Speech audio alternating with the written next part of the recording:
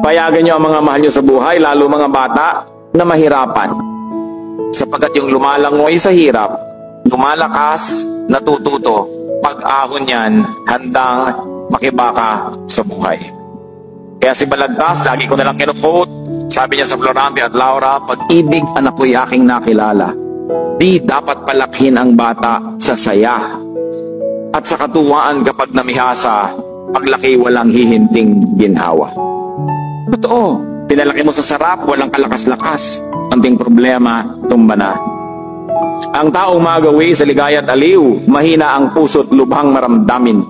Inaakala pa lamang ang hilahil na darat ni di na matutunang bathin. Ini-imagine pa lang ang problema, suko na, talo na. Laki kasi sa layaw, laki sa sarap, laki sa ginhawa. Kaya sabi niya, nakilala ko na kung anong tunay na pag-ibig sa anak. Turuan mong mahirapan.